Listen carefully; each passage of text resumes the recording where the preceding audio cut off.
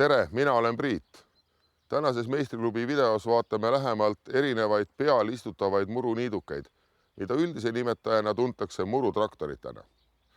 Valiku alguses on kõige lihtsam ühe niiteteraga peal istutav muruniiduk.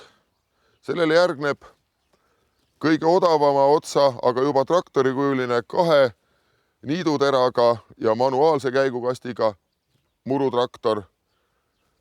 Sellele järgneb selline juba vähe keerulisem hüdrostaatilise ülekandega ja kogumiskastiga murutraktor, mis suudab ka juba multsi teha. Siis on selline eesniiduseadmega tagapööravate ratastega pisikene aparaat, mis on väga hea väikestes kitsastes oludes aedades, nimetatakse raideriks ja kõik valiku tipp on loomulikult suured võimsad juba profikasutusse sobilikud traktorid.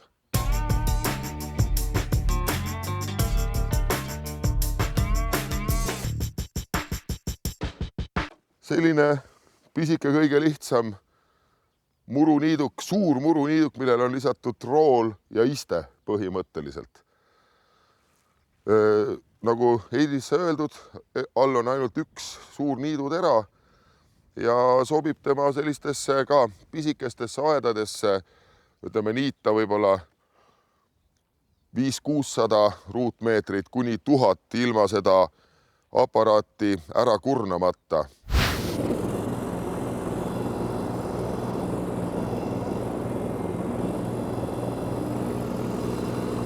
Ja nüüd on nende kõige odavamate traktorite häda.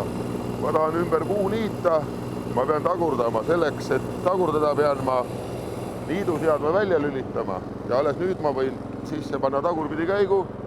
Nüüd ma saan tagurdada. Et kui ma panen, niipea kui ma panen niiduseadme, lükkan sisse, tagurpidi käik on sees, ta sureb lihtsalt välja. See on nüüd väiksemate traktorite häda. Kõige odavam, kõige lihtsam murutraktor manuaalse käigukastiga, suhteliselt juba jõulisema mootoriga. Arendus kõige lihtsamaga võrreldes on see, et selle traktoriga on võimalik ka tagurpidi käiguga niita. Sellel on juba 5 käiku edaspidi ja 1 tagurpidi. Kõige sellisem mõnusam, lihtsam, odavam murutraktor. Niiduk töötab ja ma saan ta ka tagurdada, et puu juurest täpsemalt niita. Panen jälle edaspidi käigu sisse, lasen nupu lahti ja mul on tunduvalt lihtsam teha tööd. Ja see nüüd on siis kõige lihtsam muruniiduk, kus niiduterade lülitamine käib juba nupuga. Lükkan nuppu sisse, terad jäävad seisma ja mul on töö tehtud. Järgmine masin, ilus valge Alpina murutraktor, juba klass kõrgem või lisafunktsioonidega. Kõige olulisem vahe kasutusmugavuse juures on loomulikult hüdrostaatiline käigukast, niimoodi, et pedaali vajutusega liigub edasi või tagasi, ei ole käiguvalitsaga käikude valimist, ei nõksu nii palju, kõik see liikumine on sujuvam. Samamoodi on terade lülitus elektriline, on tagurpidi niitmise võimalus, ei ole enam külgvälja viset. Selle eest on nagu ka väiksemal ja lihtsamal vennal võimalik ühendada veevoolik niidumehhanismi külge, et seda pesta. Väga selline mõnus aparaat juba nõudlikumale kliendile, kes tahab ilusat muru saada. Selle traktori puhul on tegu juba muudetava kiirusega hüdrostaatilise kastiga traktoriga, samamoodi terade lülitamine käib lihtsalt, tõmban nuppu ülesse ja vajutan siin kergelt varbaga pedaali ja hakkan niitma. Väga mugav on niita, kõik on näha, saab puu lähedalt mööda sõita ja kogu niidetav läheb taha kogumiskasti. Tema niiduorgan asub ees. See tähendab, et niitjal, juhil on kogu aeg näha väga täpselt, saab sellega sõita põõsast alla, puude alla. Oluline, et pööravad tagarattad. Tema pöörderaadius on eriliselt hea ja temaga saab väga täpselt näiteks lilleklumpide ümbrusi niita, kõike muud sellist teha. Nii et raider, eriti selline pisike raider, sobib aedadesse, mis on väga liigendatud aiad, kus kohas tuleb väga palju selliseid kaarjaid, lõikeid teha ümber puude, näiteks väga paljud Nõmme aiad, kus on väga palju mände. Niidutera on ees keeravad tagarattad. Nagu te näete, siis tema pöörderaadius on väga pisikene. See konkreetne raider lubab ka niita tagurpidi käiguga. Ei ole vaja mingit nuppu vajutada. Näete, traktor ei sure välja või raider ei sure välja. No nii, ja nüüd see suur ja punane, mis ei ole küll Ferrari, vaid on Honda. Aga võib-olla tõesti, et murutraktorite selline tipp. See on nüüd tõsine tööriist. Nagu näete, siis on ta ka kõikidest teistest oluliselt suurem, loomulikult oluliselt kallim. Kõige võimsam mootor, suured rattad, loomulikult koguja, kogumiskast, mis kogub niidetud muru endasse.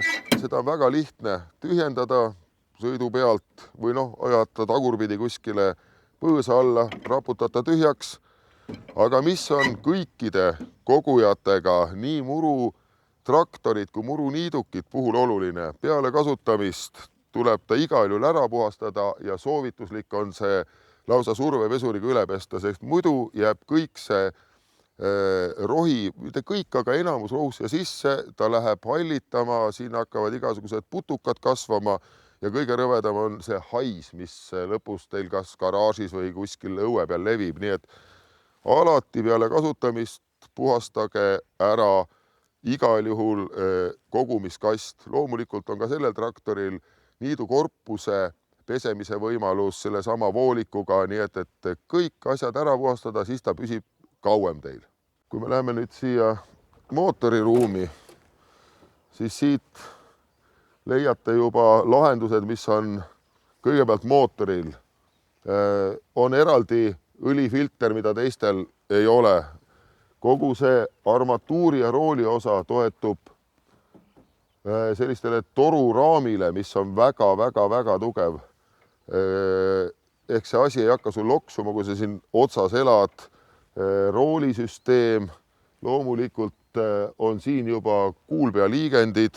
Kõik sellised väiksed nüansid, mis tegelikult aktiivsel, väga sellisel pideval kasutusel väga kiiresti hakkavad rolli mängima. Loomulikult on ka sellel traktoril juba armatuurlaud nii nimetatud, kus on erinevad märgutuled. See on juba selline vägagi tõsine riistapuu profitarbijale.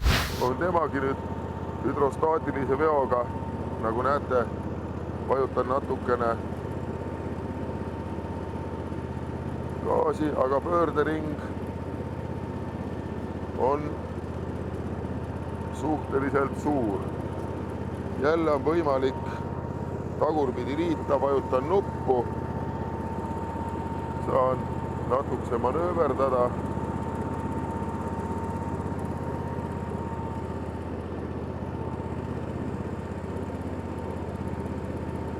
Väga hea ja rahulik riistapuu.